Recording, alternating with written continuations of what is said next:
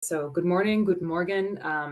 My name is Sarah Seeloff. I am a senior planner at Malfoster Alongi, an environmental consulting firm based in Washington State and Oregon in the US. And it's a pleasure to be with everyone this morning for this webinar organized by the DEUS network. I'm going to say a couple of words about this network, and then we'll move into introductions of the speakers. And after which we'll be kicking off with the German perspective on tradable land rights and tradable development rights. We'll have a discussion, and then we'll move into presentations from the US side, followed by another discussion. So all told, I believe we're planning for about an hour and a half worth of content this morning or this afternoon if you're in Germany. So just a few quick words about DEUS. This is a network with a long history, 20 years to be specific, probably more at this point. It began as a bilateral partnership between the German Environment Ministry and the US Environmental Protection Agency, and throughout its time has really fostered a great deal of exchange and cooperative learning between participants in the two countries. And there's been a focus throughout on land reuse and the problem of how we clean up and reuse contaminated land with the goal of building more sustainable cities and more livable communities. And so this is a network that is open to anyone who would like to join. If you're interested, I would encourage you to get in touch. After the webinar, we'll have some emails that will be shared. Carl Eckert, who is bravely driving us this morning and controlling all of our tech, is a great contact on the German side, and on the US side, please feel free to reach out to me. So with that, it's my pleasure to introduce our speakers. And I want to start off with Detlef Grimsky, who is a colleague within DEUS. It's always a pleasure to collaborate with Detlef, and he and I have been talking about this webinar for quite some time. I think probably over a year, Detlef, sometime in the depths of the early pandemic, we began discussing the need for this. So Detlef is an expert in waste management policies, landfill management, contaminated land management, brownfield redevelopment, and urban and rural land management, and the monitoring of land use change. And his current research projects really focus on strategies and tools to reduce the consumption of land in Germany, according to the less than 30 hectare target of the German National Sustainability Strategy. And so it's really, I think Detlef's vision has really driven this webinar and brought us all together this morning. So I just want to thank him. After Detlef, we're going to be hearing from Dr. Dauer, who is the environmental officer of the city of Esslingen, which is located near Stuttgart. And she is working on the sustainable urban development and city planning, and has a professional background as a landscape architect. So thank you very much for joining us. After Dr. Dauer, we'll move on to Dr. Bjorn Fleischer, who is with the Ministry of Economic Affairs, Innovation and Digitalization and Energy for the state of North Rhine-Westphalia. Dr. Fleischer works at the Department for State Spatial Planning at the ministry, and he's responsible for the digitalization of planning processes and data management. So very important for land use management. Very excited to hear from you this morning, Dr. Fleischer. We will have a brief break for questions and conversation following the presentations from our German colleagues, after which we will move to the US side. And I'm very excited to introduce three presenters who have joined us very early on the West Coast. It is 7 a.m.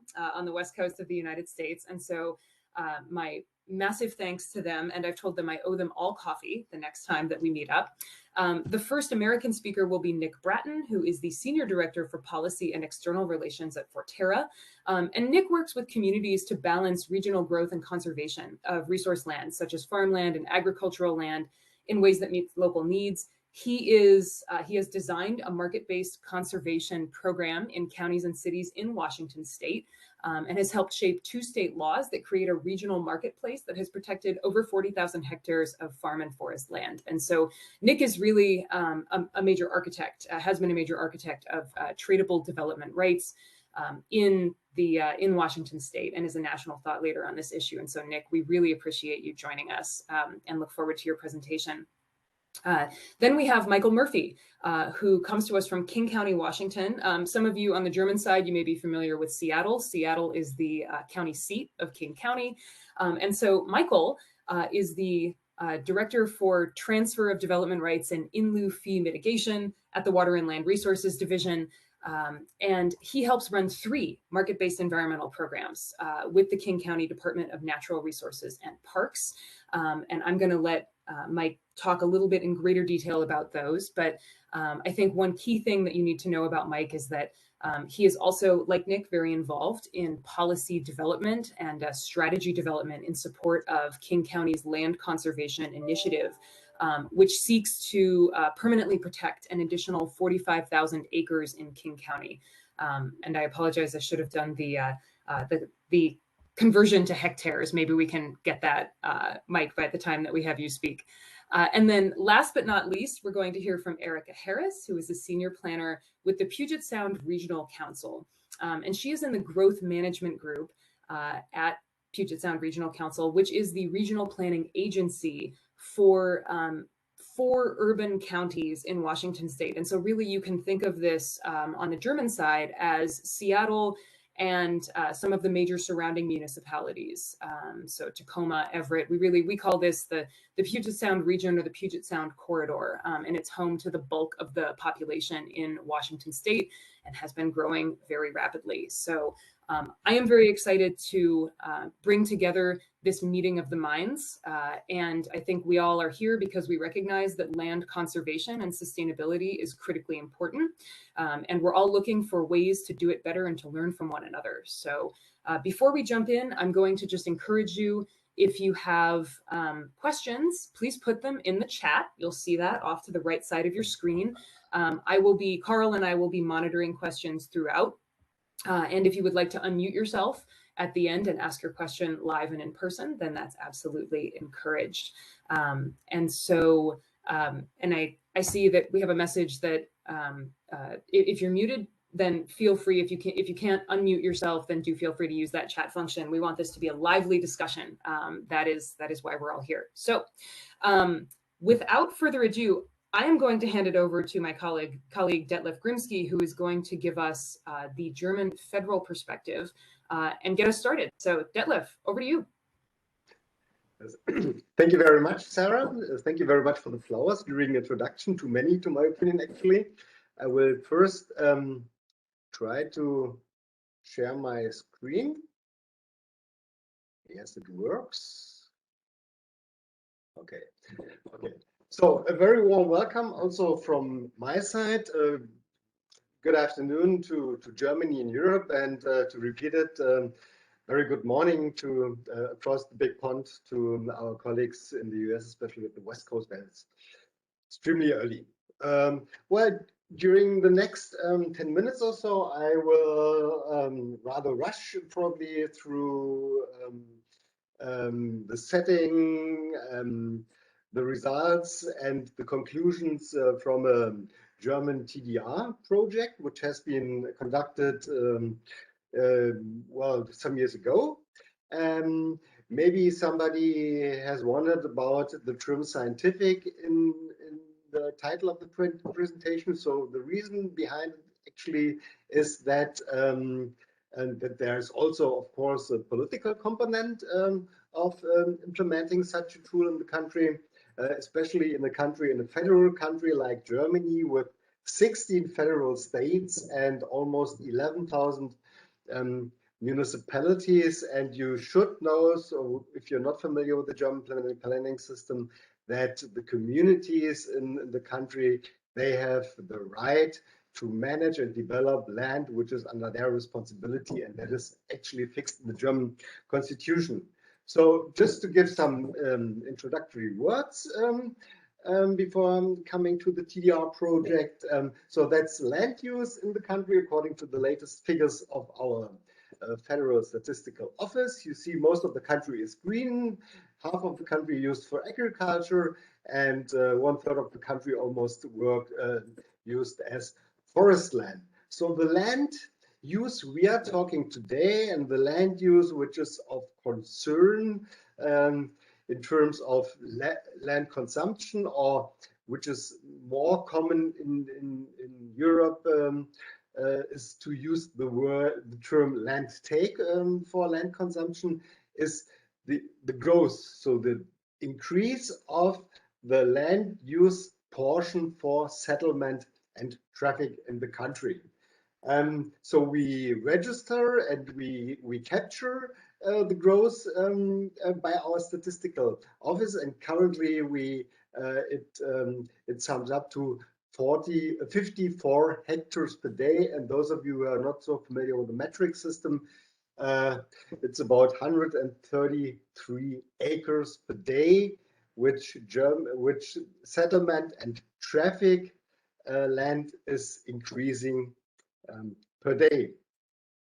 So just a quick look at two before and after pictures. You can easily capture that land that is mostly affected by new houses, new streets, is agricultural land. And so looking at the figures which are registered by our statistical office, so some years ago I have summed up the figures for the loss of agricultural land and the figures for the increase of settlement and traffic land.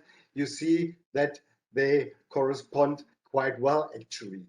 And just to get an imagine what it means in terms of size for the German colleagues, I've looked for the size of some cities in the country and the smallest federal states. And you in the US, you can imagine. So I found that the size of the county, so not the city, but the county of Los Angeles, corresponds very, very well with the figure of agricultural land use in the last years.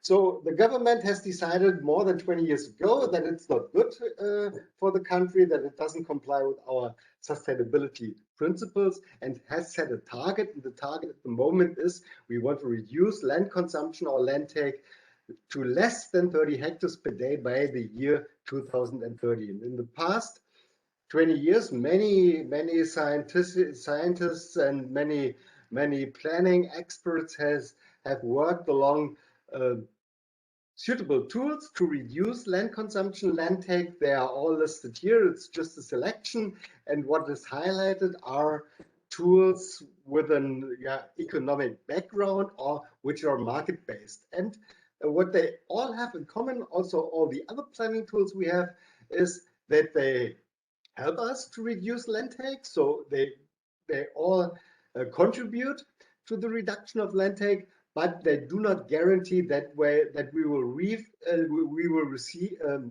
our target really sharply. Apart from one, so with one exception, and that's the tool called Tradable Land Planning Certificates. So that's literally translation from German to English. What we have used also the acronym TDR. So what's the principle behind TDR is quite similar to the approach of the trading system for gas house emissions.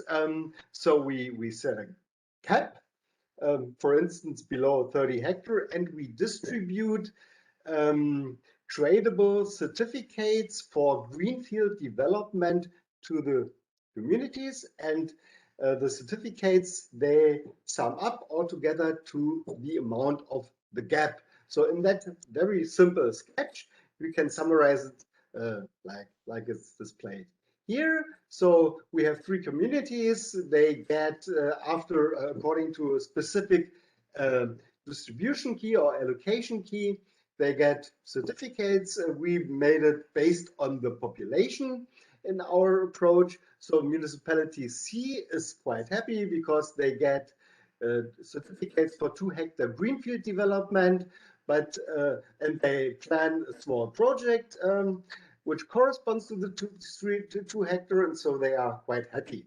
Municipality A, actually, they are even more happy because they do not plan anything on the greenfield. They fulfill all their development needs in a city, so they can save could save their 3 certificates for later developments.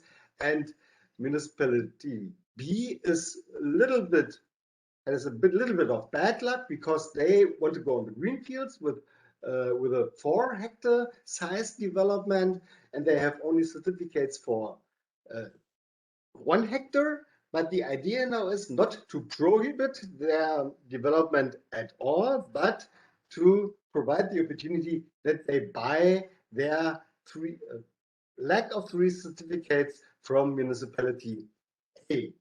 So even if you're not so familiar with the German planning system, you can imagine that there are a lot of concern if such a system, such a rather complicated system, would really work among 11,000 municipalities of different size, different geographical backgrounds, different population, and so on.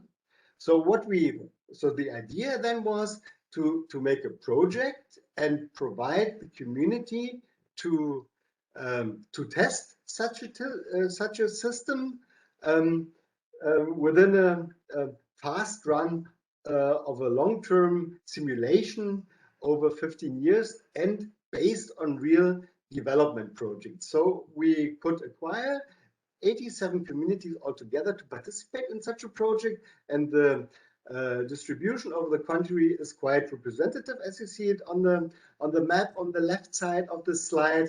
And we wanted to achieve that we can the composition of a realistic market, even if it's virtual. We want to test the practicability system, practicability of the system under almost realistic conditions. We want to validate our economic assumptions, so in terms of market efficiency, the gains of trade for the community, and also the financial streams. So like, well, the big eat the small, and we want to get information if we have implemented the right settings of the system. So we want to find out whether an auction of the certificates is for the market better than the distribution free of charge, and we want to also get more information if we have chosen the right allocation key for distributing certificates to the communities. So you can imagine that that this is a completely new mindset for the planning institutions on the community level, and so we have provided plenty of support actually to help the communities to provide the decision whether to buy certificates or rather to dispense with the development on the greenfield if they don't have the certificates available. So there was a big amount of consultants within the consortium that has been hired by us, and it provided a lot of support. And the two most important help that we provided was one, an inventory of inner urban development potential, so that the communities can consider dispensing with a greenfield development and rather go to the inner urban locations in order to fulfill their development needs. And also we provided for every planned development project the so-called fiscal value. So what is a fiscal value? Actually, it's a cash value, a cash value expressing the balance of all expectable expenditures of the community, like infrastructure, and the revenues of the community, especially taxes, from the development over 25 years. So the fiscal value can be positive, then the community makes profit with the development, or it can be negative, which means the development would be a long-term burden for the municipal budget.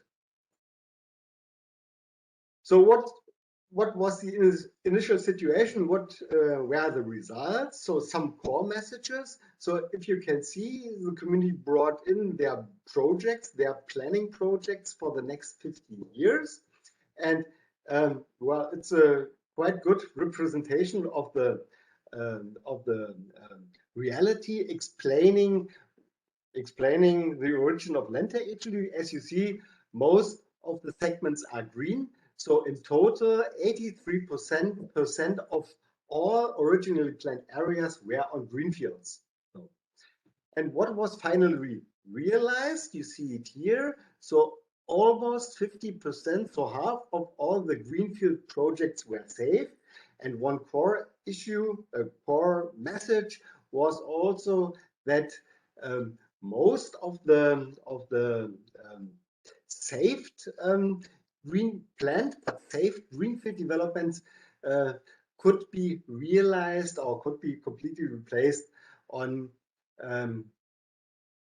inner urban sites. So one word also of on the economic viability in terms of the fiscal value. That was actually a surprise from, as far as I remember, from everybody who was involved in the project, that about 1/3, you see it here, of all projects were economically not really viable. So they had a negative fiscal value. And most of them, so almost everybody, every project or development on greenfields had a negative economic value. So finally, you see it here, a lot of economically not viable projects were saved, but finally also 1/3, so 35% of all negative fiscal value developments were realized in that virtual system, and that confirms that in Germany, land planning, land development is not only an economic issue, and sometimes it's acceptable for the community to pay for a development if the social and the societal benefits count more. So just to the economic assessment of the market, what our economists in the project said, the market efficiency was very high. They told us with 90% higher, at least compared to a system without any trade. And also the communities overall, they profited because the gains of trade were calculated by 0.37, and the economists said that's value more than reasonable under economic considerations. And to the questions, do the big eat the small? This assumption or this thesis was not confirmed, because as we see here, so the financial streams went mainly from the prosperous communities to the rather economically not so prosperous regions and communities, so to the shrinking communities. And altogether, in average, so the earnings from the sale of certificates was approximately 0.5% of the communal budget. So even the small communities and the shrinking communities who sold certificates, they could fill up their municipal budget. So finally, as a conclusion, so the initial question was, are tradable development rights a valuable option to control land consumptions? And after the project, we must state yes, it is, because we could effectively reduce land consumption and foster inner urban development. We also found out that the municipalities had no problems implementing and complying with the targets. So they may have problems setting themselves a target, but if somebody tells them that's your target, then they do obviously not have any problem to stick to the targets. They also had no problems in managing the certificates because many people doubted that they are able to act as a broker with the certificates. So that concern was not confirmed. So buying and selling over the trading platform, which has been developed for the project, was not a problem. And well, to the market prices, yes, we could identify that the market prices are verified for this specific market. I didn't say anything about the price because it wouldn't say not so much. So it has actually no value because economists said, so the price was generated in that specific market. Although politicians are, of course, mainly interested in the prices.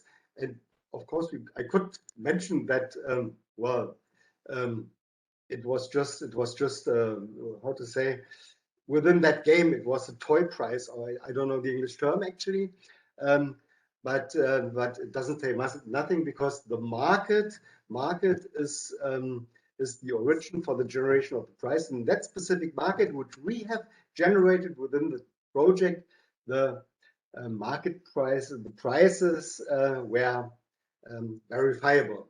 So we saw that the big didn't eat the poor, and we found out that extra expenses of the municipalities for buying certificates could usually be financed with an income from the new development areas. And we found out, I mentioned it at the beginning, that it was a surprise for our economists actually in the project that that in terms of market efficiency, the distribution free of charge even has benefits. So the market efficiency was higher compared to the distribution of certificates via auction. So finally, now I'm at the end. So Germans can access, so if you know or can read German, you can access the final report at our website. The URL is displayed here. You can also get information at the website www.flächenanalyse. If you're not so familiar with the German, you can contact Sarah because we have published in journals some information about the project in English language. I've sent them across already to Sarah, so you can either contact her or you can also contact me, and I will would share the information, the articles with you, and I hope I stick to the time somehow, and thank you very much for listening. Detlef, thank you very much. That's a great amount of information to share. And thank you for helping catch everyone up with the cutting edge of the research in Germany. It's very exciting to hear from someone who's been driving that. I am going to hand things off now to Renata Dauer, the environmental officer for the city of Esslingen. So Renata, the floor is yours. Yeah, thank you. Carl, can you show the first slide, please? Good morning, ladies and gentlemen, and thank you very much for allowing me to participate to this interesting issue. I'm officer in the city of Esslingen, which is, can you please take the next slide? The next slide, please. Thank you very much. So first, I want to tell you where I've come from. I'm working in the field of sustainable urban development in the city planning office and have, as you said, a background of a landscape architect. So I'm very close to the green themes.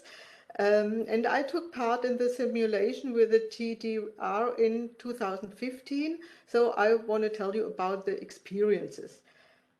The city of Esslingen is in the southwest of Germany.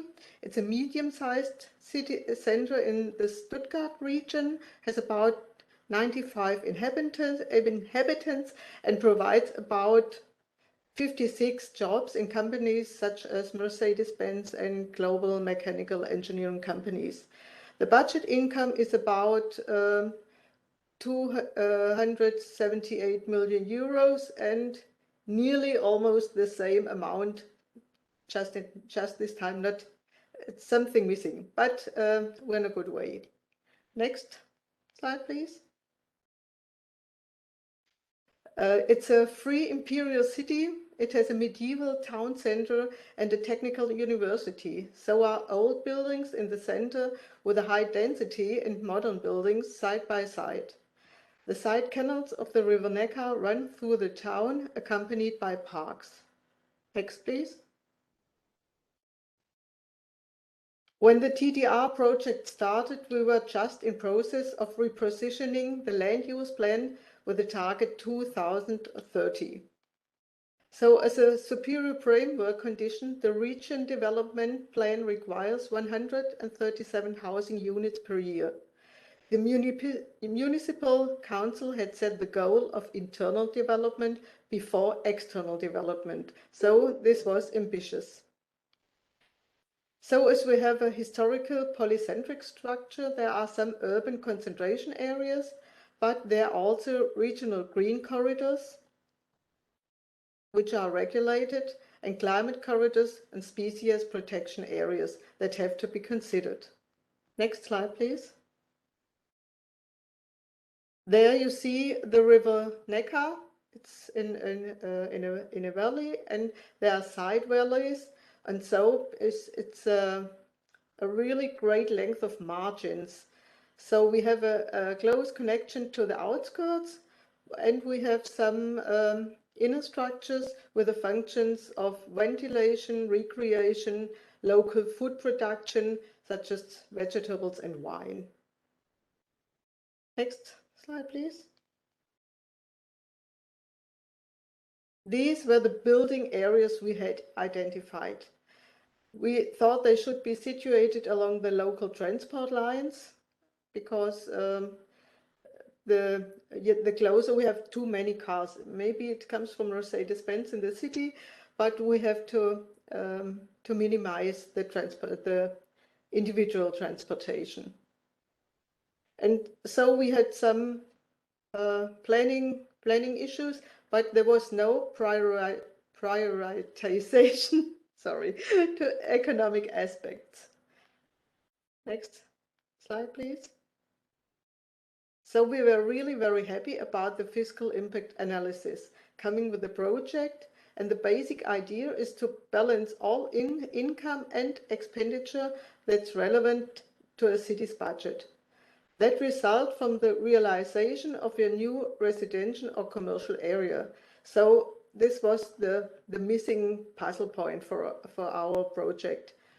This gave us the opportunity to get an overview of the likely effects of the budget. The revenues would come from probably taxes like property tax, income tax, trade tax, sales tax, at least the municipal share. Maybe there would be fees and municipal profits from the purchase and sale of land. Expenditures will come from the infrastructure, bridges, streets, canalization, social infrastructure, school, kindergarten, costs for green and compensation areas. Other project-specific expenses, such as planning costs or expenses for noise protection measures. Next, please. Thank you very much. The area certificate calculator from the project shows the previous land use in the recent years and compares it with the district, the federal, state, and whole Germany. You can see the average land use of 0.4 compared to 0.7 in the district, 1.9 in the federal state, and 3.2 in Germany shows that the value of land is estimated higher in an industrial area with labor immigration. Next. Detlef Krimsky told us the cap and trade system, according to the space in the game, I call it the game certificates, are distributed to the 87 participating municipalities. If a municipality wants to turn previously unused areas, so green areas in the outdoor area, into building land, it must raise the corresponding number of certificates to this. No certificates are required for building in a defined interior development area. Certificates are freely tradable between the municipalities. Unused allowances could be sold to municipalities that need more allowances than they have been allocated. The income from certificate sales can be used for internal development. By taking back existing building rights, additional certificates, so-called white certificates, can be generated. Next slide, please. Now from the field experiment, the game itself was a real-life experience. These people look like staid, unadventurous German officials, but they transformed to merciless gamblers within the game. That was why the first round had to be interrupted when the certificates became priceless. In the second round, framework conditions were changed and limits were introduced. I think that's very important to do that and work about that. That round was really more successful, but many participations bought certificates until they were heavily indebted. Esslingen, as a Swabian city, are as frugal as Scots, became quite rich, but trade ended up being weak. So there should be some more limits, I think. Next slide, please. As a conclusion, I think the fiscal impact analysis from the project was for our city very valuable for prioritizing the planned building sites for the land use. And I think it was so that more urban land was used. The 30-hectare target is part of the strategy of sustainability. So we have to look at the different issues of this, as the city is located in a growth region and will not be able to do without new building areas. Housing shortage with high rents cause social problems, and these do not correspond to the social sustainability goals. We have to think about that too.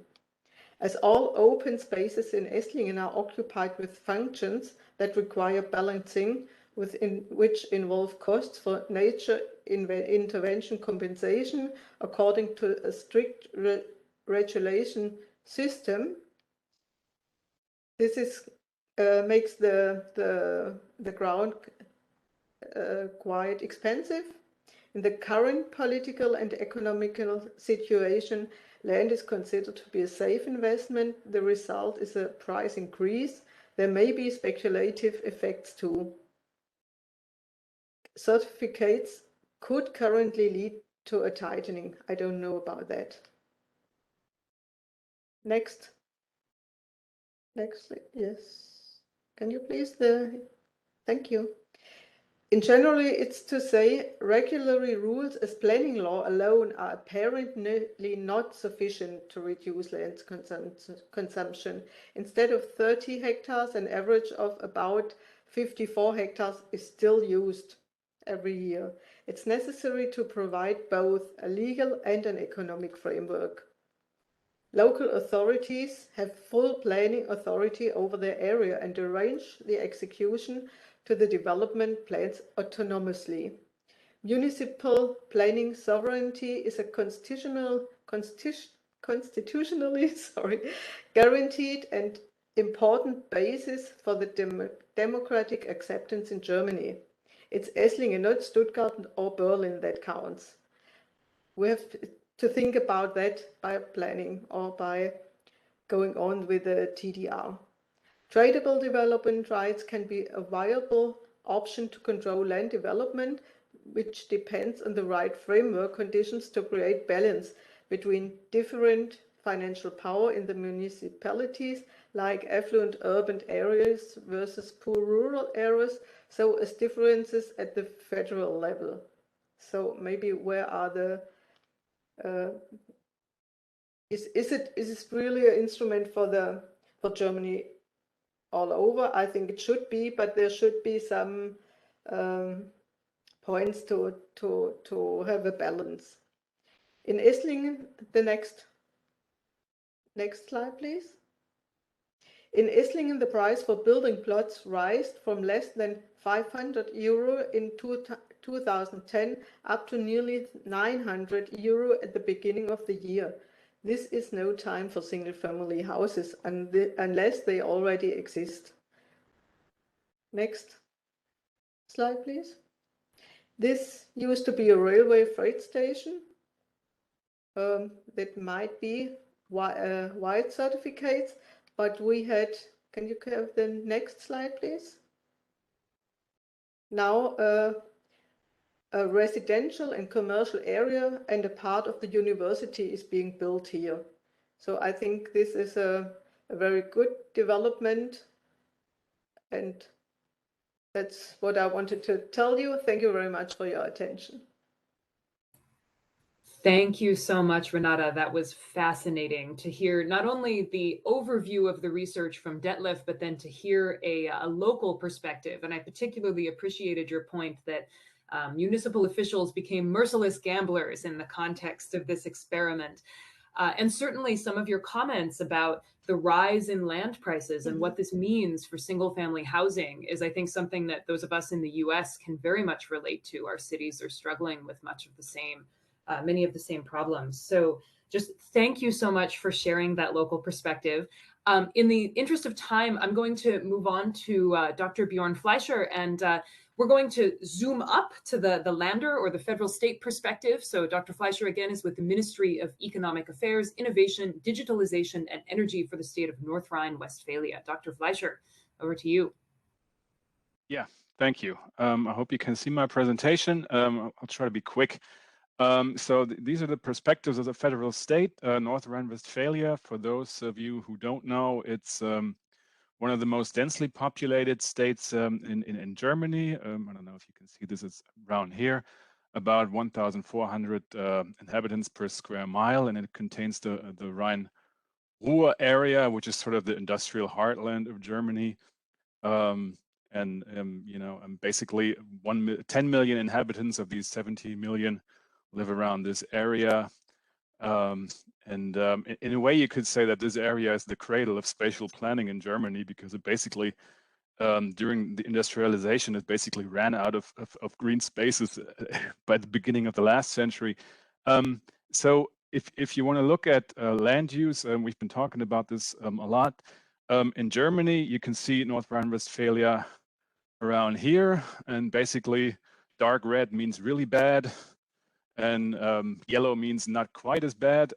So land use means basically, in German we call it Flächenneue-Inanspruchnahme. It's a great word. So this is land consumption in hectare per day. I think a hectare is about 2.5 acres, something like that. So these are the Länder, so the federal states, and in North Rhine-Westphalia, you can see it here. So this is basically, you could call it the counties of the state. You can see it's very uneven, and one of the problems that we're having is that it's basically those areas that take the most new land are also those areas usually that have a projected population loss. So it's sort of a real problematic paradox that those areas that will most likely need less land in the future are using the most. And it has to do with density and available land, but it also has something to do with sort of the way the current planning system works in Germany. And I don't want to go into any details, but basically what you have is a layered system of hierarchies that will sort of control the next lower tier of the administrative hierarchy in terms of their planning. So you have the state level. We have something that we call a Landesentwicklungsplan. So it's a state development plan that basically sets down the rules how the lower levels can go about land use and land development. And then you have at the regional level, we have in North Rhine-Westphalia something we call Regionalpläne. So the regional level is above the county level, but below the state level. And those regional plans, they're very specific. What you see here is a Cologne, and it basically, this plan does not necessarily reflect actual land cover, but it basically says to the municipalities where they can sort of develop residential areas, so sort of commercial housing, where they can have heavy industry. So it's very, very sort of strictly regulated, and the bureaucratic processes for making up these plans, for changing them, they're very bureaucratic, as you can imagine. They take very long, and it's not a very sort of, how should we say, very agile system. It's actually currently, we have a debate in Germany that is even a problem for climate change, because the processes by which we come up with new areas for, say, facilities for wind energy, they're not fast enough. They take way too long.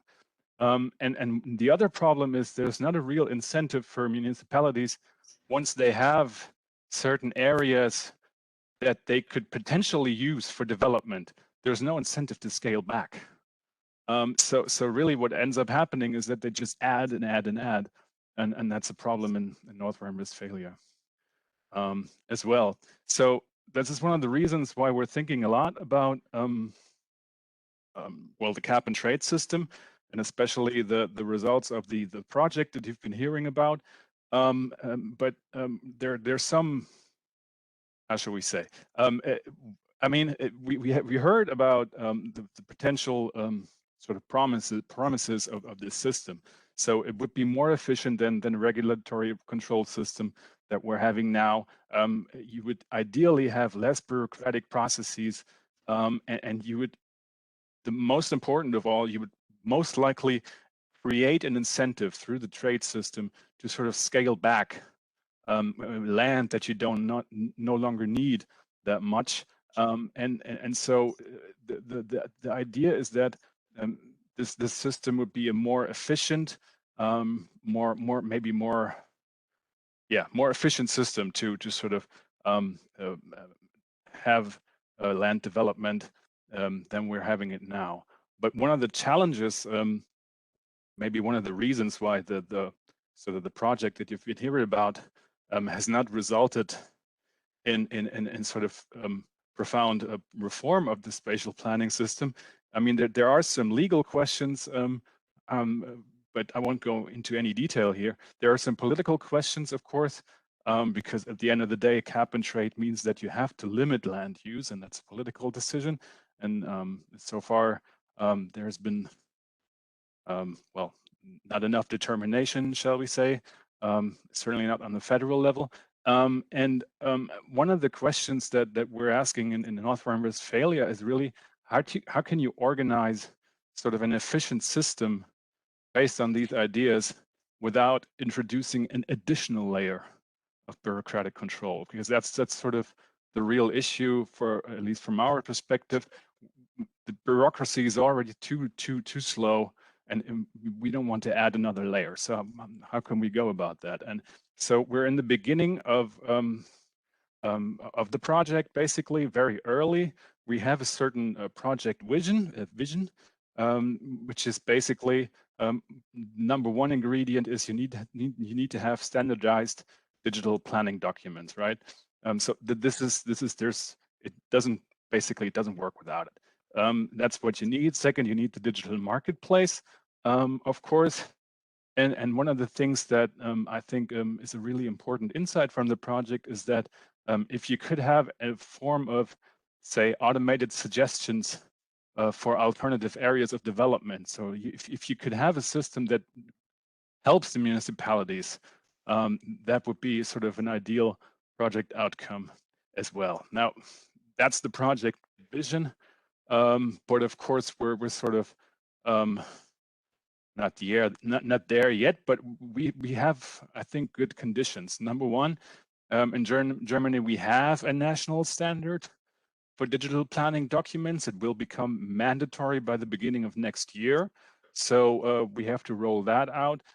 Number two, one of the results of the project that you just heard about was sort of a web service where municipalities can actually assess costs and benefits of a particular project, sort of the fiscal value of a certain development project.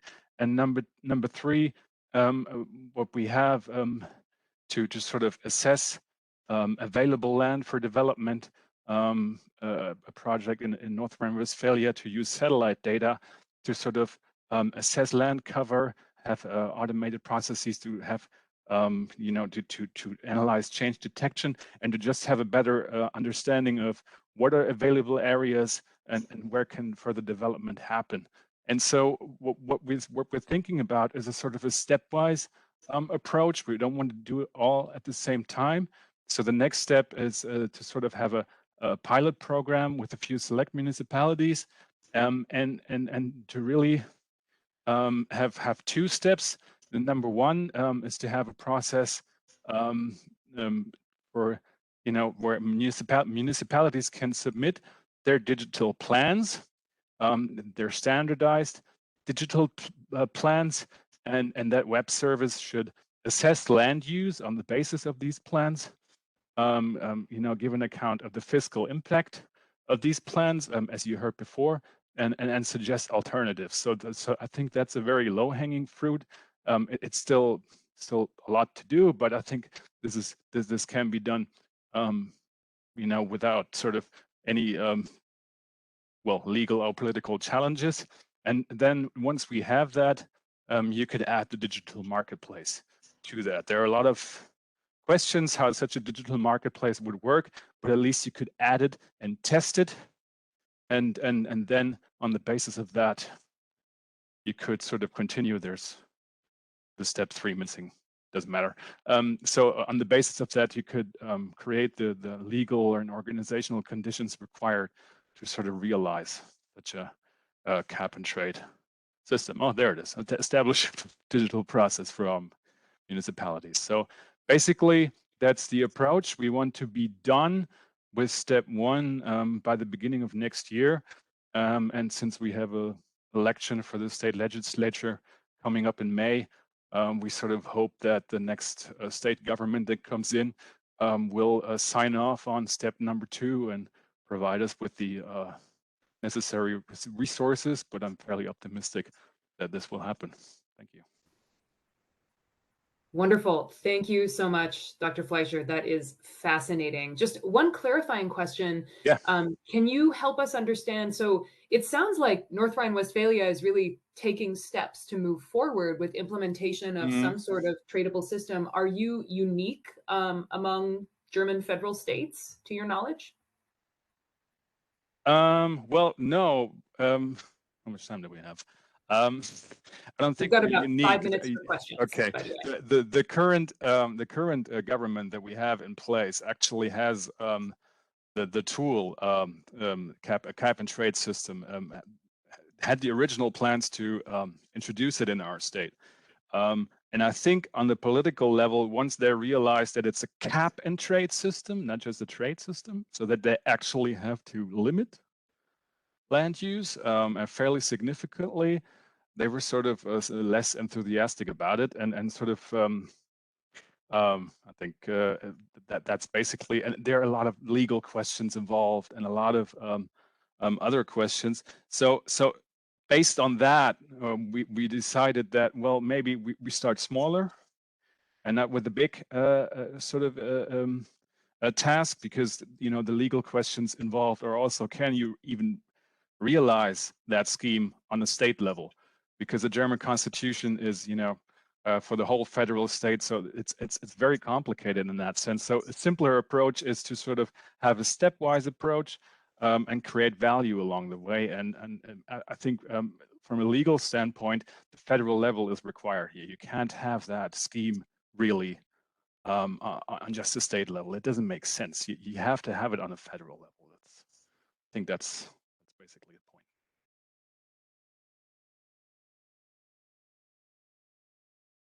I think you're muted. I'm sorry, I'm muted. Thank you so much, Dr. Fleischer. That is fascinating. Please, if you have questions, put them in the chat. You also note in the chat, I did put the email to contact for more information about the DEUS network. So if you enjoy discussions like this, there are more to come. So one question, and Renata, I'm going to direct this question to you, but of course, any of our German colleagues feel free to jump in. Nova Blaget from the US Environmental Protection Agency would like to know, are urban protected areas like green space, wildlife, or climate corridors a common feature in land use planning in German cities?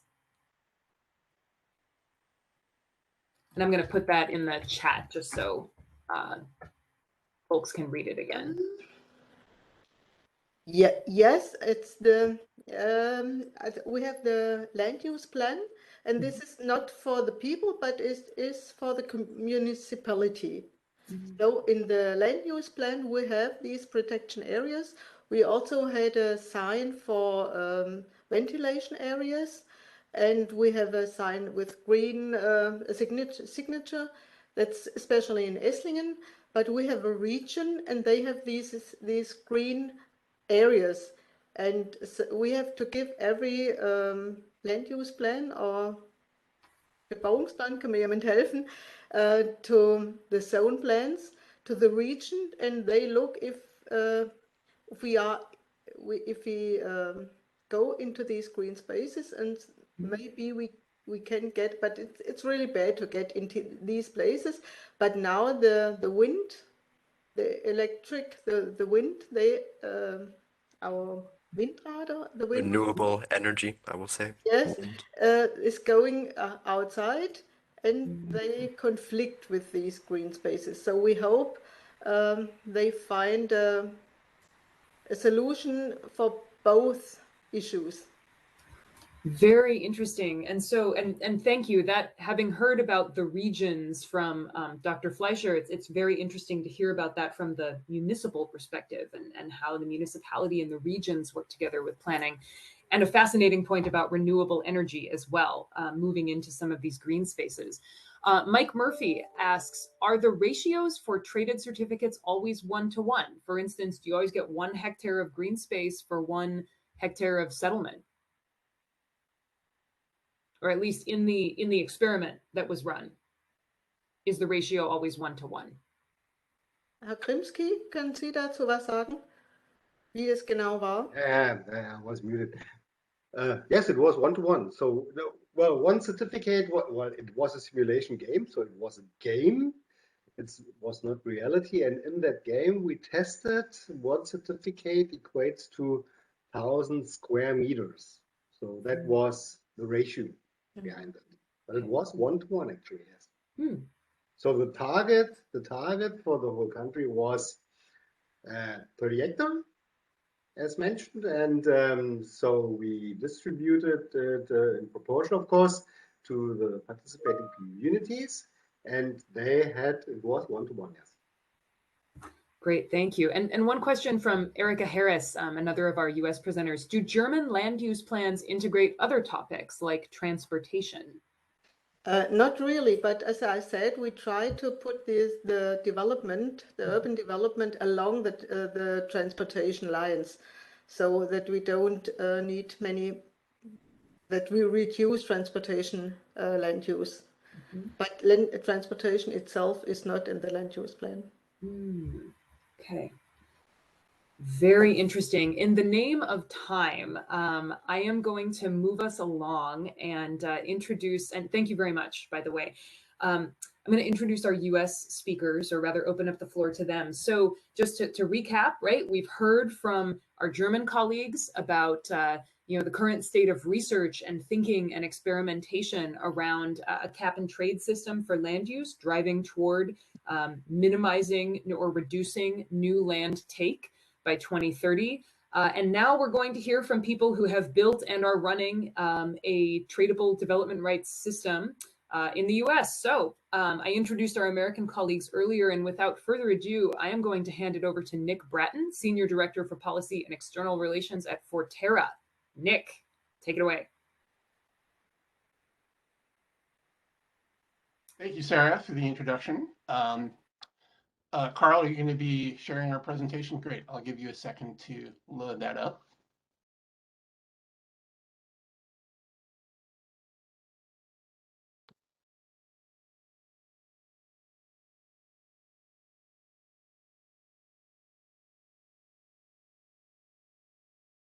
Okay. Are you able to see the slides? Yes, that's great. Maybe if you can maximize the window, that will give us a bigger picture. But thank you.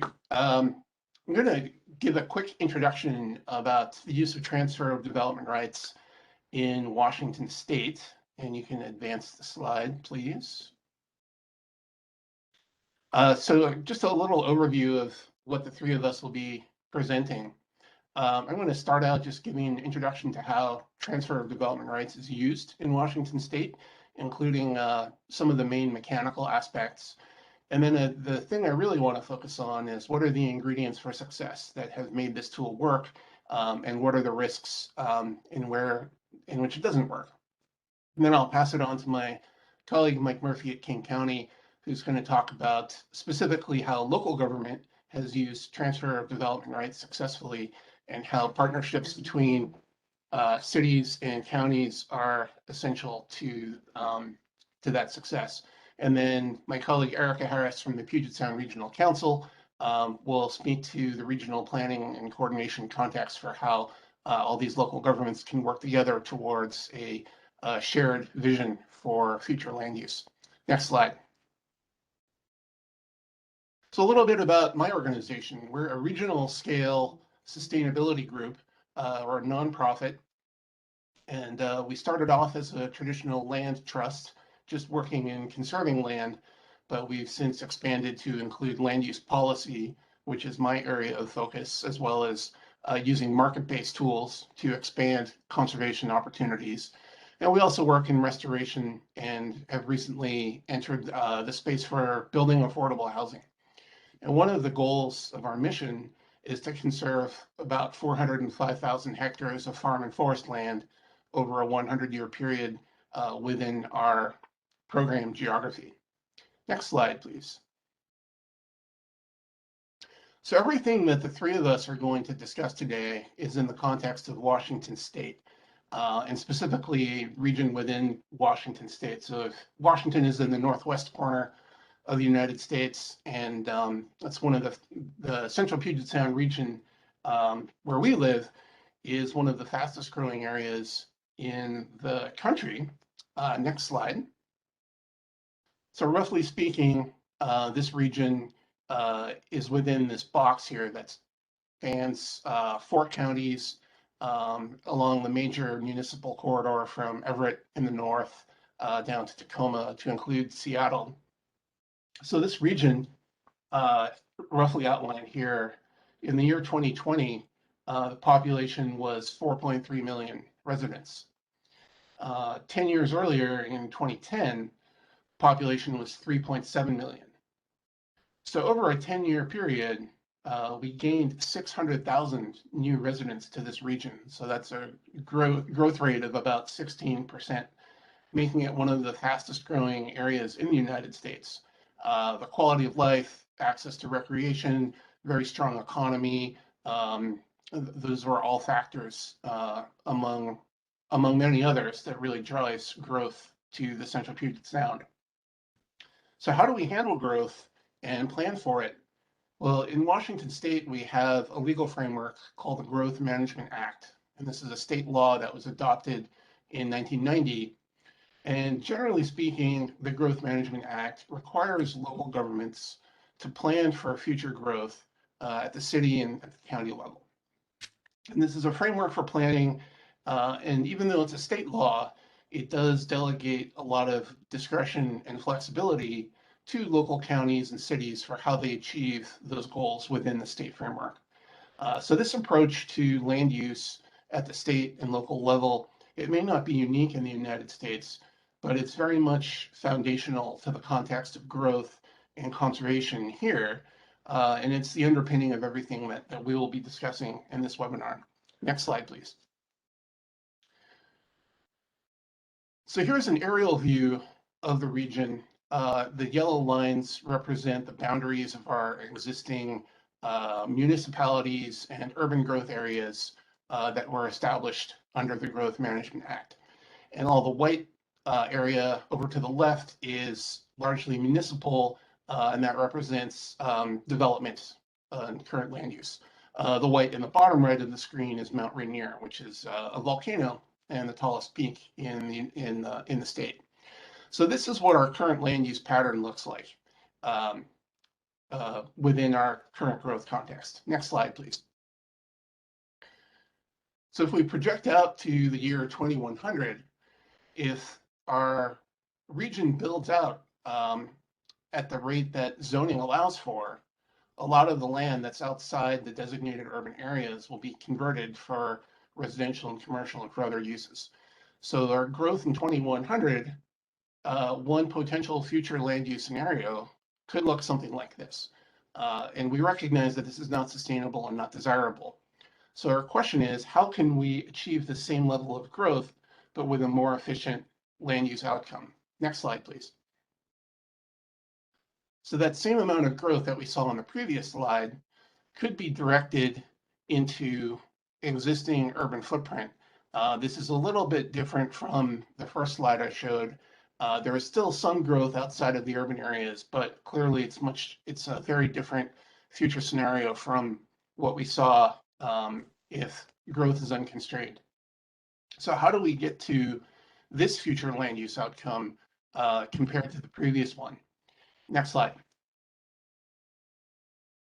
So one of the major tools that we've identified for achieving a more sustainable regional land use outcome is transfer of development rights. And the way we use this tool sounds very different from how it's being contemplated in the presentations that we heard from our German colleagues earlier. Here in Washington State, transfer of development rights typically happens on the individual property scale, and transactions happen between individual landowners. And it's all voluntary and it's all market-based. We think of this as a real estate tool. Transfer of development rights gives landowners new choices. Historically, if you were a farmer and you wanted to do something with your land, you can either continue to farm or you can sell your land. If you sell your land, there's a chance it will be converted to residential development. Transfer of development rights gives landowners a different choice, whereby they can just sell the development potential from their property to a developer who can then take that potential in the form of a credit and use that to gain some kind of bonus to develop more efficiently in areas where we want more growth. So in this example here, a farmer or a forest landowner can sell the development potential in the form of a TDR credit or multiple credits. After doing so, their land is permanently conserved. So they can't subdivide and they can't develop. And that development potential can then be moved to an urban area and can be converted into some sort of development bonus. That can be additional building height, additional square footage, additional individual units. It can also be converted to cost savings in a project, such as reduced requirements for parking. So in our context here, the use of TDR is completely voluntary. There's no law requiring developers to purchase credits. There's no law requiring that landowners sell their credits. If they want to, if they think it's a good decision for their individual needs, then that option is available. And then it's all market-based. So ultimately, the outcome is conservation and more efficient land use, and those are driven through the private market. So taxpayer funds are not necessarily needed to achieve that. And it also respects private property rights, which is a very important issue here in the Western US. Next slide. Back up one, please. Oh, no, sorry, we're good. So just a quick glimpse at where transfer of development rights is being used in our region. Just within the 3 counties of King, Pierce, and Snohomish, there are 4 counties, including Kitsap, in our planning region. There are 15 cities that are using this tool. All 4 counties have the program in place. And then on this list, those that are in bold, those denote local governments with which our organization has had a role either in the design or the revision of their TDR programs. And then at the regional scale, we've also helped to create a transfer of development rights marketplace, and then this program called LCLIP, which I'd like to discuss next, because that is one of the more innovative developments in the field that we have in our region. Next slide. So LCLIP stands for the Landscape Conservation and Local Infrastructure Program.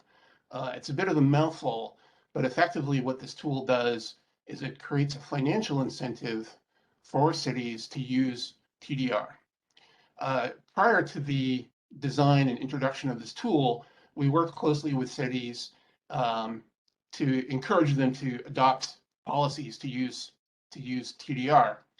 And a common theme we heard was that they understood the value of the program. They value the conservation benefit. They knew that it was important to grow within their existing footprints. But the challenge that we heard from cities was that they did not have sufficient financial resources to pay for the services and the infrastructure that growth placed on their communities. So their challenge to us was, if you can come up with a way to generate more funding for us to support growth, we will be more interested in using this tool. So that was really the motivation and the genesis for the creation of this program, which I'll get into a little bit more detail here. Next slide, please. So the Landscape Conservation Local Infrastructure Program is unique in the United States.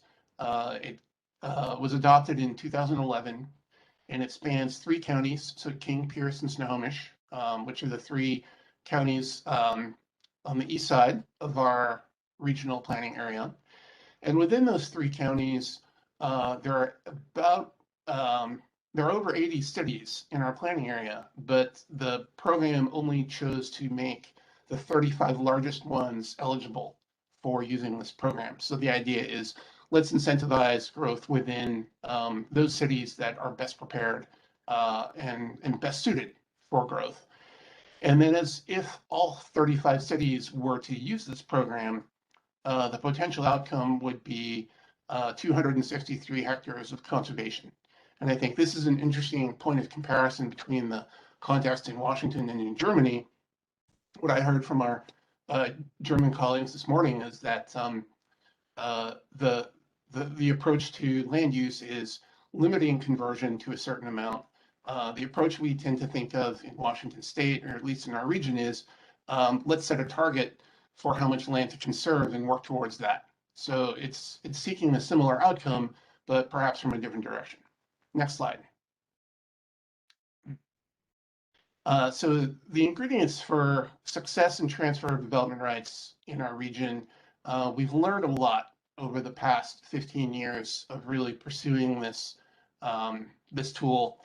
And some of the lessons that we've learned hopefully can be relevant to success of this tool in Germany, and certainly in other communities as well. And so first of all, one of the things we've learned is that you have to have an adequate supply of development rights in the marketplace. Cities and counties need to clearly articulate what are their conservation priorities. Do we want to protect farms? Do we want to protect forest lands? Do we want to protect river corridors? And not only that, is there community support that aligns with those priorities? On the other side of the economic equation, there needs to be demand. There needs to be a market for growth, and there also needs to be community support for it.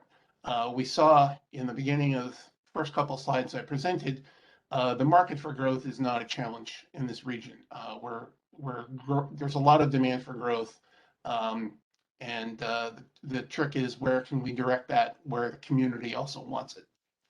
The third ingredient is that we need a reliable policy framework. Can we connect the use of TDR to where the growth is happening? So that's really a policy question.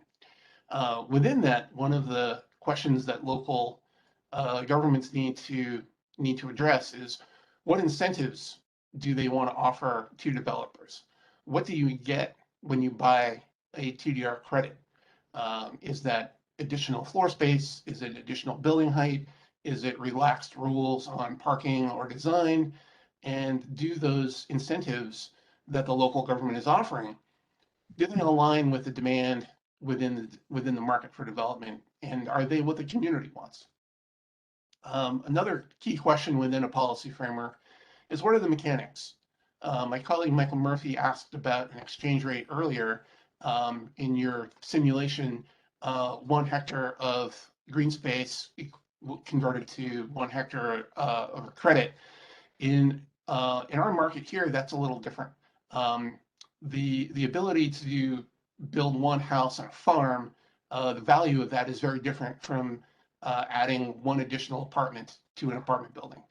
So in our programs here, we've designed them to have these tools called exchange rates, so that the purchase of one development right from a farm equates to some bonus that is profitable for developers, so that they are incentivized to purchase them and to use the tool. So this exchange rate of how much of the incentive the developer gets, that must be accurately calibrated to the local market and to what the incentives are. And that way everyone is motivated to use the program. Also within the mechanics, you need an effective administration. This is an issue that also came up in presentations earlier, so I think there's some common need there. And also the question of political will. Putting an effective policy framework in place and adopting regulations that enable a functional program, that involves some difficult decisions and setting priorities. And so does your local leadership have the political willpower to make those decisions? That's an important issue. And then finally, stakeholder input is really essential in our experience to shape all of these other questions. This really underpins everything in the design of a successful transfer of development rights program. In my experience, people are more willing to embrace a vision of the future in which they can see themselves. And they can see themselves in that future if they have an opportunity to shape it. So it's very important to have community input in determining how all these other factors work together in the design of a program. Next slide. And the reverse of everything, what are all the things that can make transfer of development program not work? So a lot needs to happen in order for a program to be successful, but only 1 or 2 things going wrong can make a program ineffective. So if we examine these same factors, how do they, what are the risks to the success of a program? On the supply side, if you don't have enough, that can be problematic. It can create a cartel effect if you don't have enough supply, or maybe if the conservation priorities of the program don't reflect the priorities of the community. On the demand side, one of the risks is that growth doesn't happen where you want it. This is a challenge in our region where we really want to encourage growth within our major metropolitan centers, but there is a lot of growth in the smaller towns on the urban-rural fringe. Also, if the growth that's happening is not of the character that the community wants, that can be problematic. On the policy framework side, that really needs to align with where growth is happening. So if growth is not connected to TDR through the policy framework, then the program will not function. Similarly, with incentives, you need to make sure that what the bonuses that you're offering are really aligned with what the demand is for. So if they're mismatched, then developers won't want to use the program. You really need to offer something of value and that's additive, that developers could not otherwise obtain, and they're willing to pay for. And if you don't design that into the program, then the incentives won't be matched to the demand in the marketplace. On the mechanics side, this is one of the major challenges where we see risks to TDR success. If the exchange rate does not create sufficient value for the buyers or sellers, then landowners won't be willing to sell their credits, or developers won't be willing to buy them. So that really needs to be at the right equilibrium and calibrate it to the market. Also mechanically, if it's too complicated to use, that will be a deterrent. A lot of the landowners are more interested in growing their crops or managing their timber. If the program is too complicated, they're not going to be interested in using it. This is not their area of expertise. With political will, if you don't have leadership that's willing to set the policy and regulation to make these factors work together, then you will have a non-functioning program. And then finally, with stakeholder input, if the design of a program doesn't reflect what the community wants, then it will not be as effective. So really, there are a lot of ways that things can go wrong, and all of these things need to work together effectively in order for TDR to work. And I think that is my last slide. Yes, so I will hand it over to my colleague, Michael Murphy, who will talk about the success and challenges in his jurisdiction.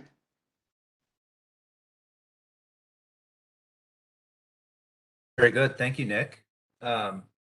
And Carl, I expect you're loading up the slide deck that I have right now. This has been fascinating.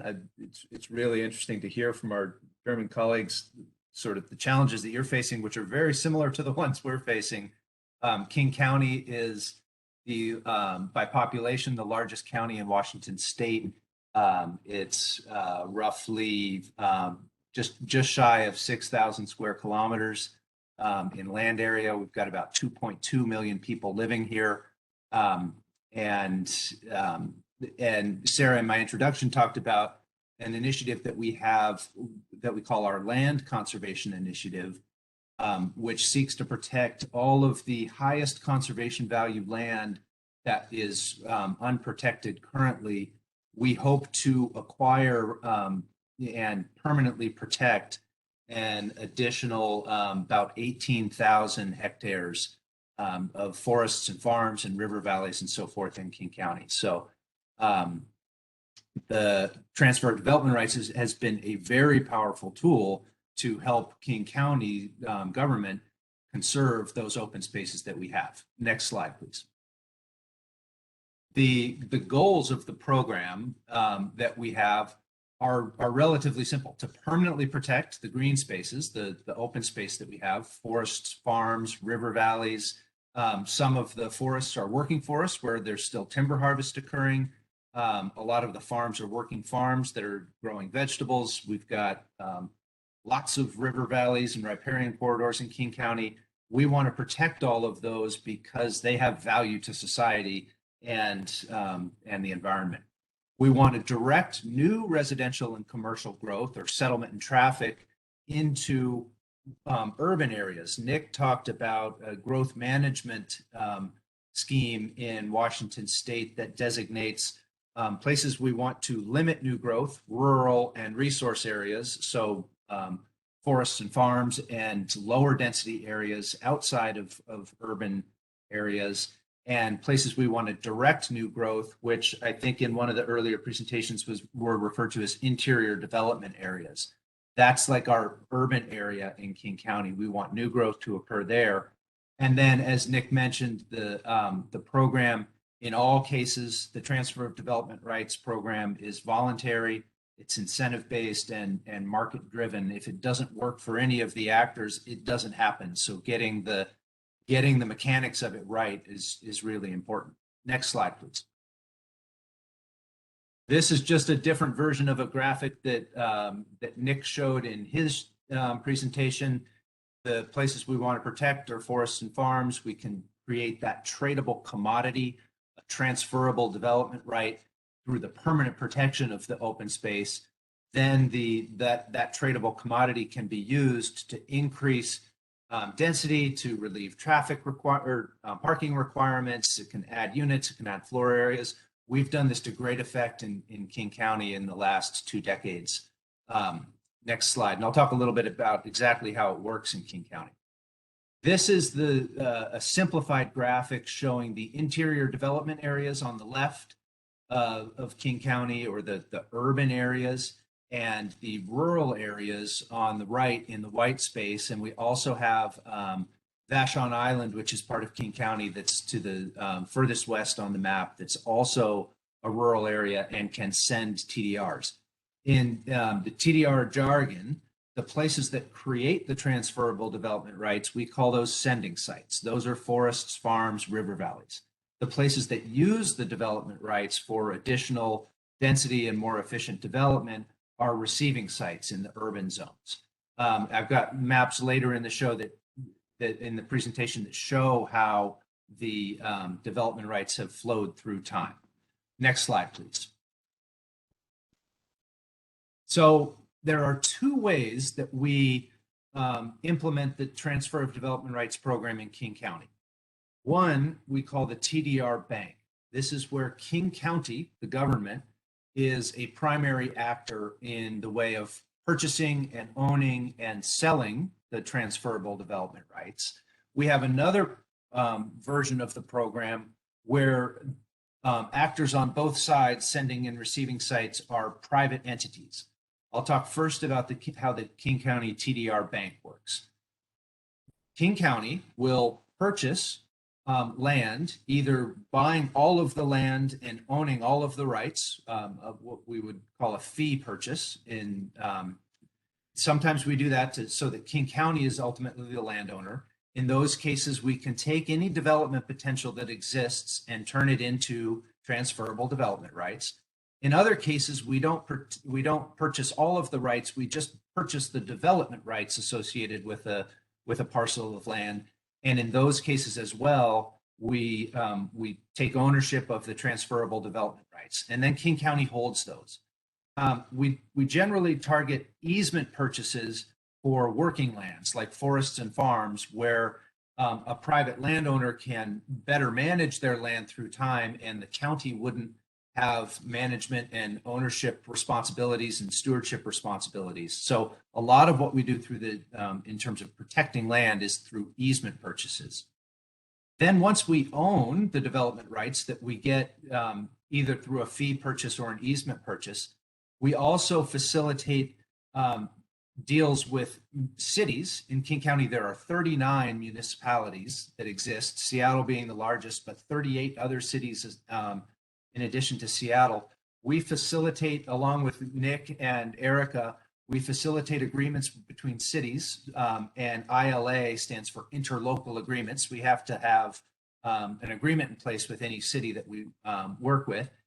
And then King County actually sells the development rights, the transferable development rights, to developers in cities and urban areas outside of cities so that developers can use them. And then once we sell those development rights, King County takes the revenue and we use the revenue to protect additional land. So it's a revolving fund in a sense that perpetuates the use of the money to protect more land. Next slide. And that's what this slide says is how the TDR Bank serves as a revolving fund for conservation. And I just went through this. We acquire open space, we turn the development potential into a tradable commodity, we sell the commodity, we use the revenue to reinvest in additional open space, which then creates more transferable development rights, which we can sell, and we use the money again and again. There's a diminishment we don't recoup the entire cost of protecting the open space. We lose a little bit in each revolution, but we get to use the money over and over again, and it's a very powerful funding source for open space conservation in King County. Next slide. This is an example of a large, almost over 36,000 hectares, just about 50 kilometers east of Seattle. I can see it out my window right now. A working forest that has a lot of, or had a lot of development potential. In 2004, King County issued a bond to purchase all of the development rights from the Snoqualmie Forest. That created 990 transferable development rights. From the time we established the agreement with the city of Seattle until present day, we've sold almost all of those, and the ones we haven't sold yet, we have under contract to sell to Seattle developers. So far, we've collected about 20 million US dollars in revenue from those sales, and we've got another 5 or 6 million in pending sales from this property alone. Oh no, it's 3 million. I put it right there on the slide. The land here is protected forever. You can see in the image, which I pulled from Google Maps, there is still logging occurring here. It's not pristine forest, but it will never have homes on it or roads or other infrastructure to support the development. Next slide. This is a, so now I'm going to describe the private TDR program, which is when King County is not a private or not a primary actor, but a facilitator of the market. In this case, a landowner will voluntarily grant a conservation easement to the county. No money changes hands when they do that. And instead of being paid for the value of that easement, the landowner is issued transferable development rights equivalent to the development that they could realize on their property if they wanted to fully develop it. Voluntary, they don't have to do this, but many landowners enjoy having one home on a 50-hectare parcel, and whereas they could have 5 homes on the 50-hectare parcel, they can sell the transferable development rights for the 4 homes they choose not to build. Then they get those development rights, those transferable development rights. We help facilitate the sale of those to private developers who can use them to add density in other places. Part of the way we facilitate that is through an online marketplace where buyers and sellers can connect with one another. And it's really, I don't know if Craigslist exists in Germany, but it's basically a way for buyers and sellers to find each other. That's an online tool. But King County, my colleagues and myself at the county really help facilitate these transactions. But at the end of the day, the prices paid for those transferable development rights and the agreements are struck between 2 private parties. Generally, these are smaller in scale. Next slide, please.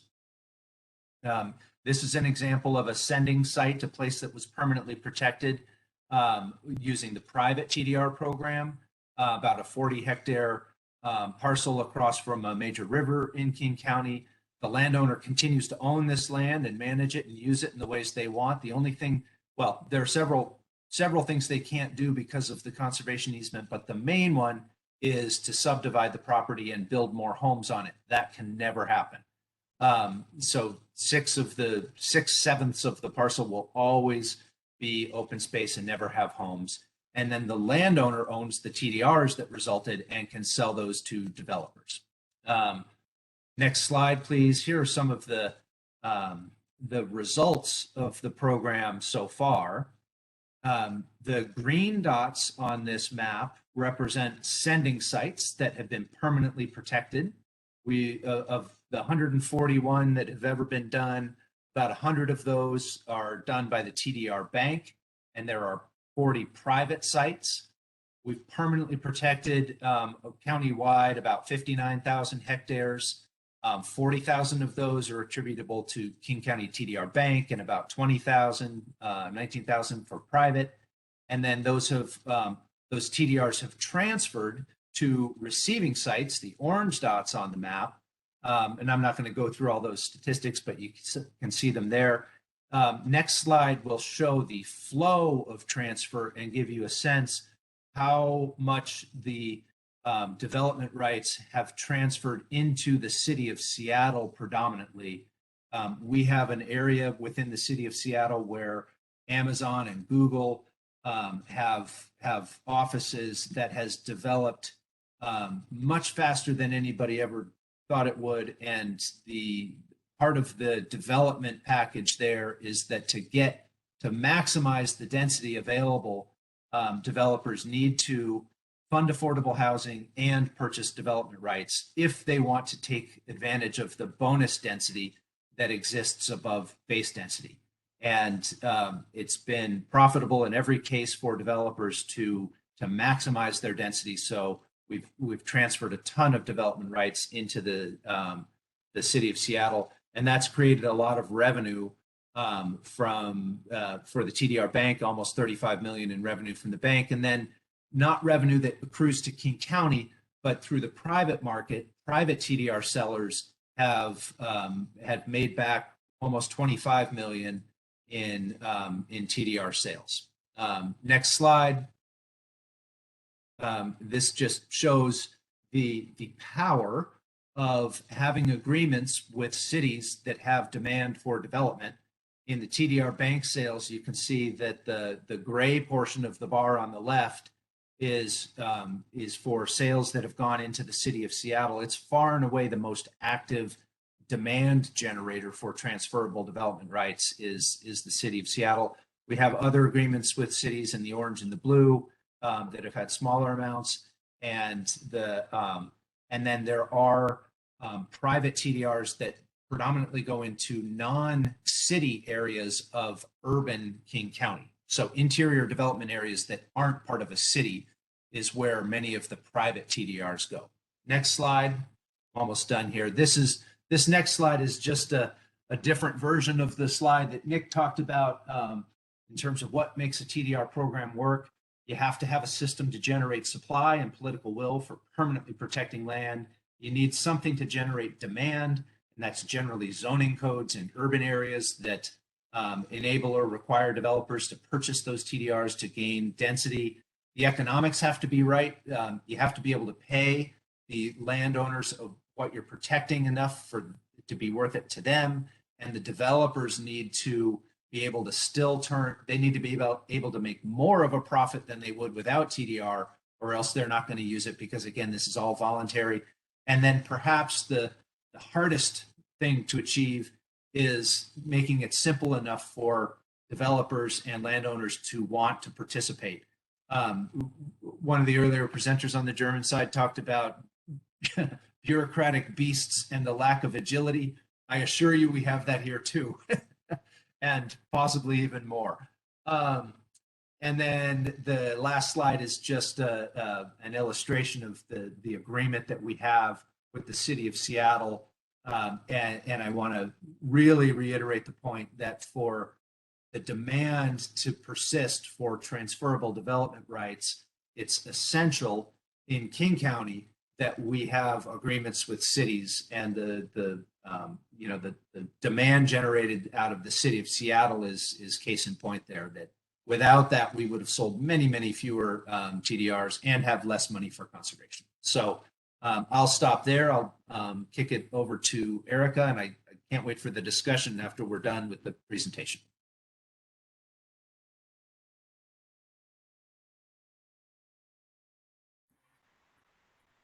Thanks very much, Mike. And I think Erica, Carl will be bringing up your slides momentarily. Thank you, Carl.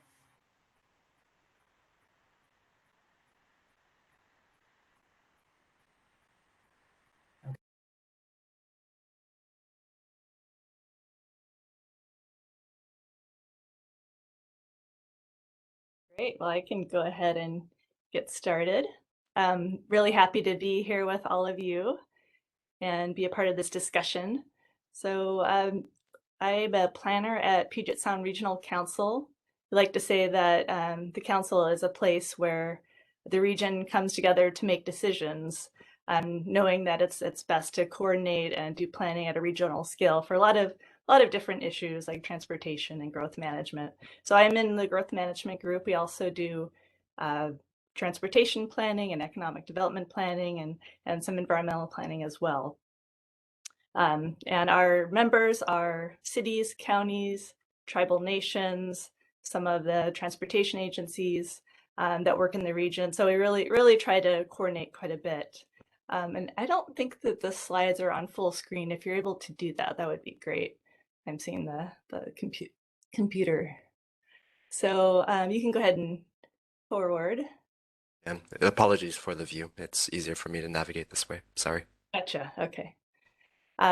So you've already heard a bit about our region. If you look at the little map inset on the right, that you can see Washington State in blue, and then the black portion is our region. So it's about 16,580 square kilometers, and 2,590 are in urban areas. Nick already talked about our state growth management framework, and so that's those urban areas that have been designated for the primary places for growth. But we do get more nuanced PSRC in our growth planning, as you'll see.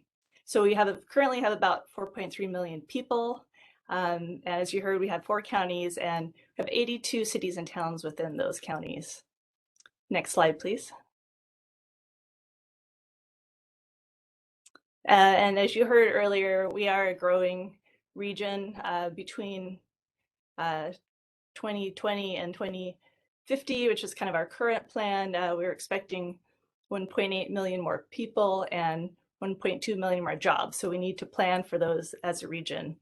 And we know that we don't want to go into farms and forests and other open space.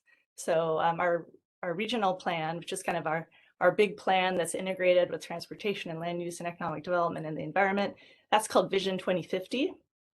And of course, we want to promote a strong economy and a healthy environment.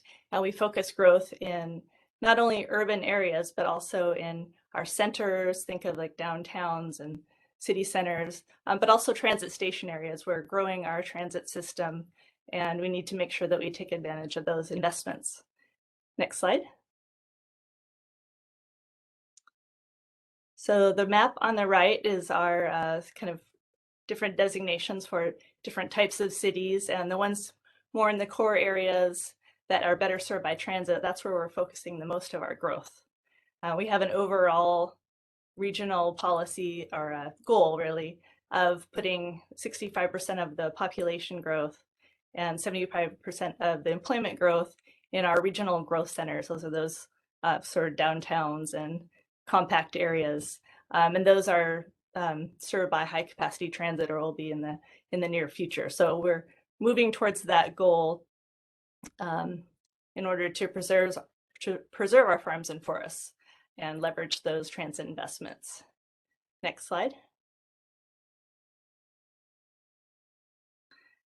Our regional plan, Vision 2050, has policies and actions to promote these goals and try to get them into place. I'm really just showing this slide because it shows that we have regional support for transfer of development rights. And really, we already have a regional structure, as you heard before, for transfer of development rights, but the work forward is really to promote it and to increase demand for them. Next slide. So we have had quite a bit of success with TDR across the region. As you can see, we've had much more success in King County, but Pierce and Snohomish counties have both had some success in preserving farms and forests through TDR. We have many other tools for conservation, but this is a popular tool in part because it is market-based and the elected officials like it at the regional scale, but we are trying to encourage that local level of support, of political support, so they can adopt or even strengthen their TDR programs for more conservation. Next slide. So I wanted to touch on challenges and opportunities. You've heard a little bit about this already, but when we talk about TDR and why some jurisdictions don't have programs already, we hear sometimes that it's complex. And to address this, we're trying to provide more technical assistance and resources for TDR. We also hear about the value proposition, that sometimes it's just not understood very well. And other times it seems like maybe it's a little too complicated to bother with. So again, those technical assistance can help. But also I think Nick talked about LCLIP and how it can provide that infrastructure funding. And so we really want to try to make it clear that there is a good value proposition there. there are also competing needs. In our region, which is probably not unlike yours, we have huge issues with affordable housing. We're trying to address climate change and social equity. So sometimes these planners are really trying to do a lot of things, and they feel like they don't have enough time to think about TDR as well. And then the other challenge is some of the upfront costs, again, the staff time and capacity. And we need to put together these feasibility studies so that we get all of the exchange rates and incentives right, as Nick and Murph talked about. So that feasibility study is usually done by a consulting firm and can cost some money. Next slide. So the overall big opportunity that we're really trying to push is expanding city participation to increase demand. So we're doing this by promoting TDR right now. And I asked about land use plans in Germany because we have, our land use plans are called comprehensive plans, but they're comprehensive in that they integrate transportation, housing, utilities, natural resources, lots of different topics all together in this one plan. And it's a huge lift, but it's also an opportunity to integrate TDR into that plan while they're already opening it up, looking at what land use changes need to happen. And that deadline is at the end of 2024. So this is a good time to kind of pull this together. So the timing is right for us. And then we also are, especially Nick, is providing technical assistance and funding through LCLIP. We also are looking at what funding opportunities are there to fund these feasibility studies and additional technical assistance. We might have some opportunities with our friends from Commerce. That's our state Department of Commerce, because they recognize that it helps our growth management goals as well at the state level.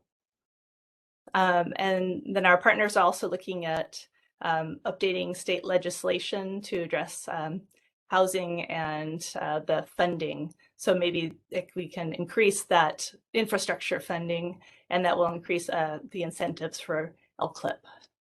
Next slide. So that's my last slide. Here's our contact information. I'm sure that any of us would be happy to talk to you after this presentation. Hopefully we have a little bit of time for discussion though. Oh, and I did want to jump right in and answer one question. There was a question about development and growth. And I would say that when we talk about development, that does mean growth. And it's very unusual for development to kind of, what was the question? Usually we're growing out rather than, shrinking. It might happen on a parcel by parcel scale where a building is taken off and the land is reclaimed for nature, but it doesn't happen all that often, not on a large scale. Yeah, thank you so much, Erica, and Nick and Mike as well. This is phenomenal. I feel like we've seen so many interesting presentations and heard so many interesting questions today. And for our German audience, as Nick indicated, there are some really unique things happening in Washington and the Puget Sound region. So we're really fortunate to have this dream team from the US with us to present. Erica, if I could actually, so the question you were addressing came from Peter at the German Environment Ministry. And I think this is a bit of maybe a hypothetical question, but I know in Germany that population aging and decline is something that is we've seen show up in a couple of the presentations we heard this morning. And I'm thinking about, maybe outside of the Puget Sound Regional Council's area, outside of those urban growth areas. Has there been, just to extend on Peter's question, has there been any discussion about perhaps using these TDR models to try to contain growth in perhaps more rural areas of the state where population might be declining because, say, people are moving to cities to look for jobs? That would obviously be on a very small scale compared to what we've seen so far, but just curious if you or any of our US speakers are aware of that kind of dimension entering into discussions about TDR in Washington? I can say, oh, you're muted, Erica.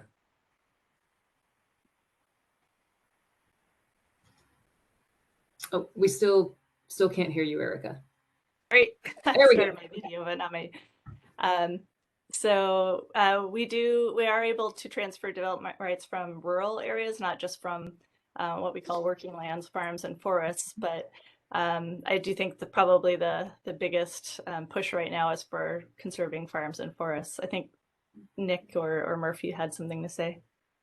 I was just going to add that at King County, part of our land conservation initiative, we have identified lands that currently have homes on them that we would like that, and we are actively purchasing land with homes and then demolishing those homes so that we can, for instance, create a more natural floodplain to reduce flooding risks. So it happens on a small scale. It's a parcel by parcel scale. We might acquire and demolish 10 to 15 homes in any given year, and acquire a lot more vacant open space where we don't need to demolish any homes. But it is happening as people age and want to sell their property. Very interesting. And Nick notes in the chat that there are over 220 TDR programs around the USA, and most of them are additive in that they encourage growth in designated areas. So Mike, thank you for that. I think that's really interesting. And there's obviously a longer discussion to be had with respect to climate change and some of the use of TDR perhaps to support those goals. Let's turn to a question from Dr. Bjorn Fleischer, who asked earlier, what rights exactly does the seller of a TDR sell, and which rights are retained? For example, for a forest, can a forest be sold and the land be transformed into agriculture?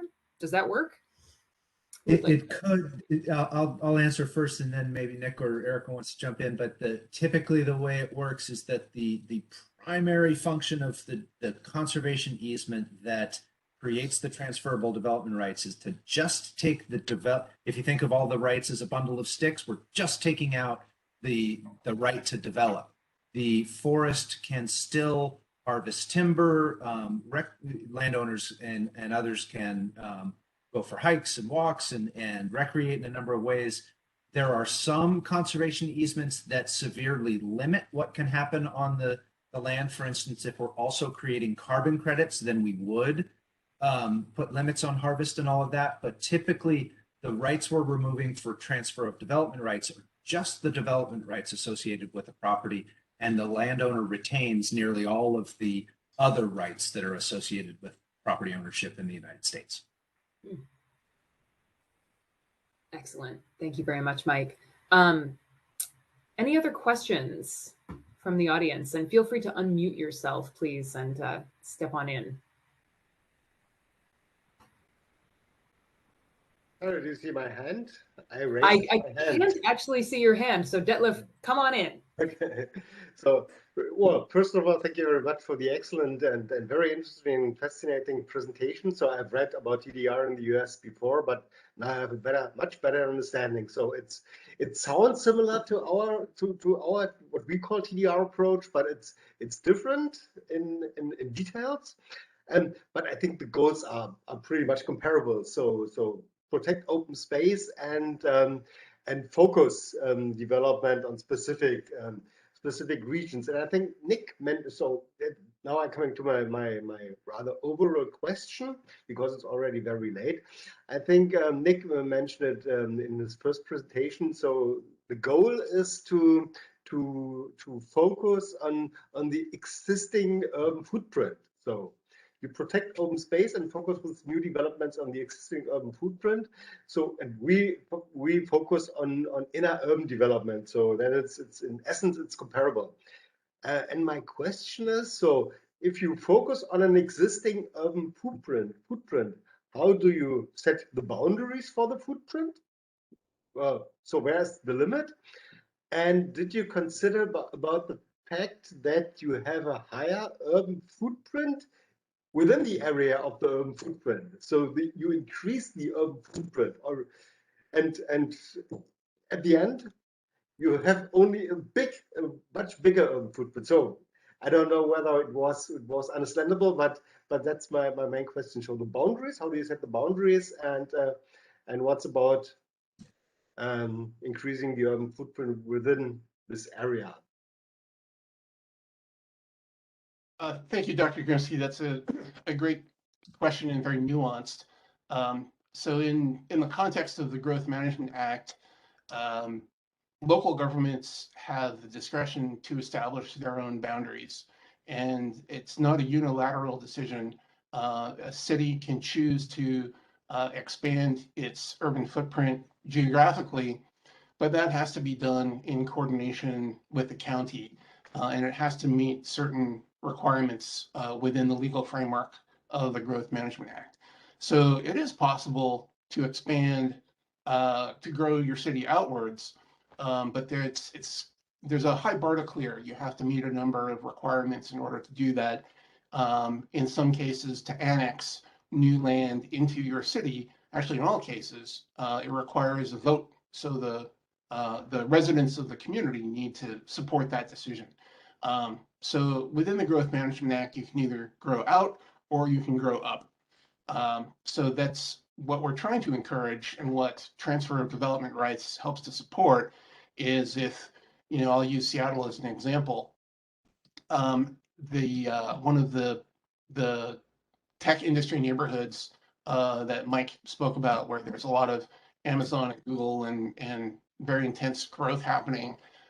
Buildings, if you're a developer, you can build a building that's maybe 200 feet high just by right. The development code allows you to build 200 feet.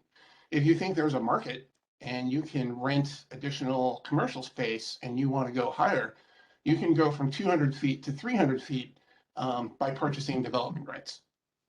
And there's actually a building in downtown Seattle, one single skyscraper that added 14 stories of additional height. And it's now one of the tallest buildings in the city.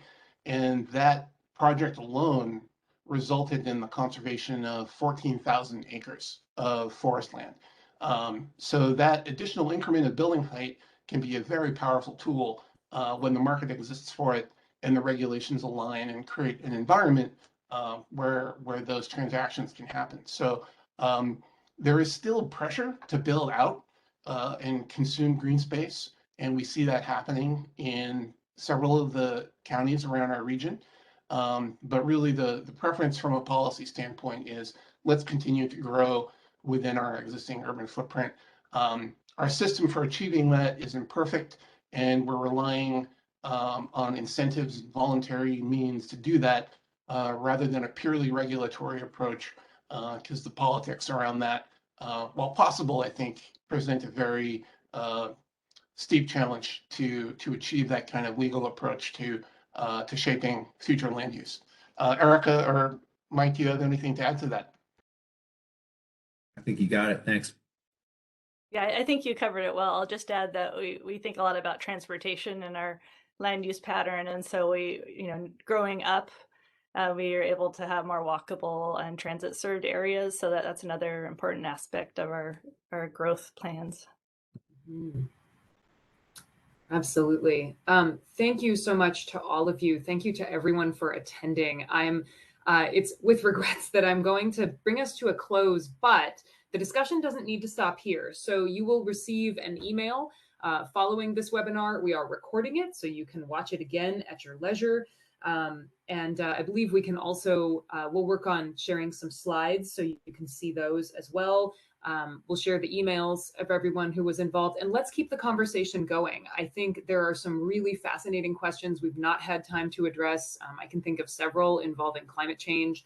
And I just want to thank all of our presenters. Thank you to our German colleagues, Detlef and Renata and Dr. Fleischer. Thank you to the US side, Nick and Erica and Mike, especially because it's 9 a.m. here and we started at 7 a.m. And so I very much appreciate it. And thanks last of all to the DEUS network for making this possible. So again, when you receive that email, we'll send you some information about how you can continue to stay involved. And I wish our German colleagues a good night. And for our US team, have a wonderful day. Thank you again for coming together to make this possible. The whole purpose of DEUS is that we all do better to build sustainable communities when we exchange ideas. And today is a wonderful example of how that happens and the kind of value it creates. So thank you again. And Carl, I'm going to let you close us out. Yep, I have nothing else to add. Thank you very much. And thanks, everybody. have a good rest of the day. Very good. Thank you again. Thank you. Bye-bye. Thank you.